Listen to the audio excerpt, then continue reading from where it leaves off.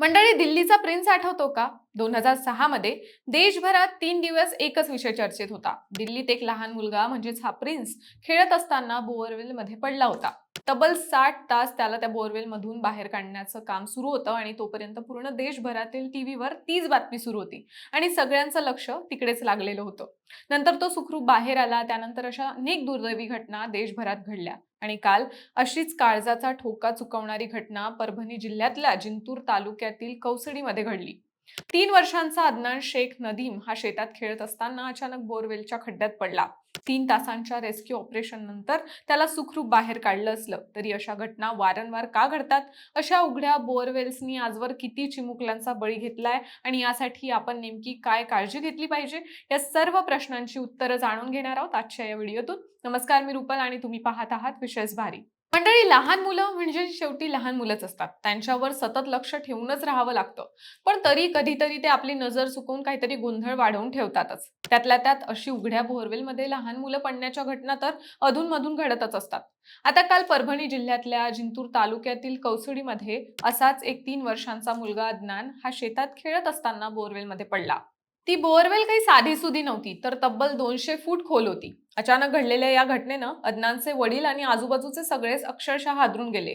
त्यानंतरचा प्रत्येक सेकंद महत्वाचा होता. गोंधळलेल्या अवस्थेत अदनानच्या वडिलांनी इतर गावकऱ्यांना बोलावून घेतलं आणि गावकऱ्यांनी तातडीनं प्रशासनाला याबाबत माहिती दिली. तरी नशीब ही बोअरवेल 200 फूट खोल होती, पण नशिबाने अदनान बोअरवेलच्या केसिंग पाईपमध्ये अंदाजे 10 ते 15 फूट खोलीवरच अडकला होता. त्यामुळे त्याला श्वास वगैरे घ्यायला जास्त अडचण नव्हती. पण तरी लवकरात लवकर त्याला बाहेर काढणं गरजेचं होतं. काही वेळा तिथं पोलीस, डॉक्टर आणि काही आपत्कालीन विभागाचे अधिकारी हजर झाले आणि अदनानच्या रेस्क्यू ऑपरेशनला सुरुवात झाली. अशा परिस्थितीत खाली अडकलेल्या मुलाला बाहेर काढताना एक छोटीशी चूकही त्याच्या जीवावर बेतू शकते. सर्वात आधी मुलाला श्वास घेण्यासाठी पुरेसा ऑक्सिजन मिळतोय का याचा अंदाज घेऊन बोअरवेलमध्ये ऑक्सिजनचा पुरवठा सुरू करण्यात आला.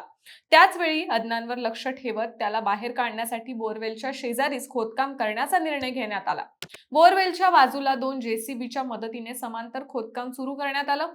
ज्या खोलीवर मुलगा अडकला आहे त्या पातळीपर्यंत बाजूने पोहोचायचं आणि तिथून आडवा बोगदा तयार करून अदनानला सुरक्षितपणे बाहेर काढायचं. मात्र बोअरवेलच्या अगदी जवळ मोठ्या मशीनने खोदकाम करणंही धोकादायक होतं.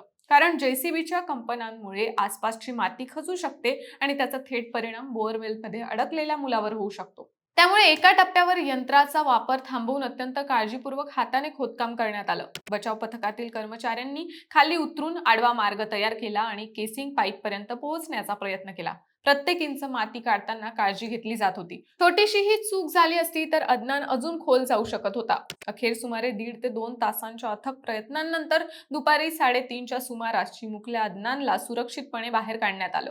घटनास्थळी रुग्णवाहिका आणि वैद्यकीय पथक तयारच होतं. मुलाला बाहेर काढल्यानंतर प्राथमिक उपचार करून पुढील वैद्यकीय तपासणीसाठी रुग्णालयात नेण्यात आलं. या क्षणी कुटुंबियांच्या चेहऱ्यावरचा आनंद, डोळ्यातून वाहणारे आनंदाश्रू आणि घटनास्थळी उपस्थित असलेल्या लोकांचा सुटकेचा निश्वास हा या संपूर्ण घटनेचा सर्वात भावनिक क्षण ठरला. पण मंडळी, इथे एक प्रश्न निर्माण होतो. सुदैवानं या घटनेत अदनानला वाचवण्यात यश आलं, पण देशात याआधी अशा किती घटना घडल्यात आणि प्रत्येक वेळी बचाव पथकाला यश मिळतं का? या प्रश्नाचं उत्तर अस्वस्थ करणार आहे. राष्ट्रीय आपत्ती प्रतिसाद दल अर्थात NDRFच्या माहितीनुसार 2006 ते 2016 या कालावधीत 43 मुलं उघड्या बोअरवेलमध्ये पडून बळी ठरल्याचं नमूद करण्यात आलंय. 2009 ते 2019 मध्ये NDRFच्या आकडेवारीनुसार 40हून अधिक मुलं बोअरवेलमध्ये पडली होती आणि पारंपरिक बचाव मोहिमांपैकी सुमारे 70% मोहिमा अयशस्वी ठरल्याचं सांगण्यात आलं होतं. त्याचप्रमाणे केंद्र सरकारने लोकसभेत दिलेल्या उत्तरानुसार 2020 ते 2025 या काळात NDRFनं देशभरात अशा बोअरवेल बचावाच्या 37 मोहिमा केल्या आणि त्यापैकी फक्त 17 मोहिमा यशस्वी ठरल्या. आणि विशेष गोष्ट म्हणजे जलशक्ती मंत्रालयानं सांगितलं आहे की देशातील बोअरवेल दुर्घटनेत झालेल्या मृत्यूंची आकडेवारी मंत्रालयाकडे उपलब्धच नाही. म्हणजेच ही समस्या फक्त एखाद्या एका गावाची किंवा एखाद्या एका राज्याची नाही. बोअरवेल ही शेतीसाठी आणि पाण्यासाठी आवश्यक आहेच, पण जेव्हा बोअरवेल कोरडी पडते, पाणी मिळत नाही किंवा तिचा वापर बंद होतो, तेव्हा ती बोअरवेल बंद न करता तशीच उघडी सोडली जाते आणि हाच खरा धोका आहे. पाण्याची पातळी कमी झाल्यानंतर अनेक बोअरवेल वापरातून बाहेर पडतात आणि त्या उघड्या राहिल्यानं दुर्घटनांचा धोका वाढतो. अशा दुर्घटनांमध्ये आणखी एक मोठी अडचण म्हणजे वेळ. बोरवेल अरुंद असते, मुलाला खाली स्वतःची हालचाल करता येत नाही, माती किंवा पाणी शरीराभोवती साचू शकतं, ऑक्सिजनचा प्रश्न निर्माण होऊ शकतो आणि वरून बचाव पथकाला मशीननं खोदकाम करताना प्रचंड काळजी घ्यावी लागते. म्हणूनच प्रत्येक बोरवेल रेस्क्यू ऑपरेशनसाठी एकच पद्धत काम करते असं नाही. परिस्थितीनुसार ऑक्सिजन, कॅमेरा, दोर, विशेष उपकरणं, समांतर खोदकाम आणि काही वेळा हातानं आडवा बोगदा तयार करण्यासारख्या पद्धतींचा वापर करावा लागतो. एनडीआरएफनं यासाठी स्वतंत्र बोरवेल रेस्क्यू प्रशिक्षण आणि उपकरणांची व्यवस्था विकसित केली आहे. आता प्रश्न आहे तो उपायांचा. तर सर्वात महत्त्वाची गोष्ट म्हणजे बोरवेलमध्ये मूल पडल्यानंतर त्याला वाचवण्यापेक्षा मूल पडणारच नाही अशी व्यवस्था करणं. कारण रेस्क्यू ऑपरेशन कितीही आधुनिक असलं तरी प्रत्येक सेकंदाला जीवाचा धोका असतो. यासाठी सर्वोच्च न्यायालयानं 2010 मध्येच राज्य सरकारांना बोरवेल सुरक्षेबाबत निर्देश दिले आहेत.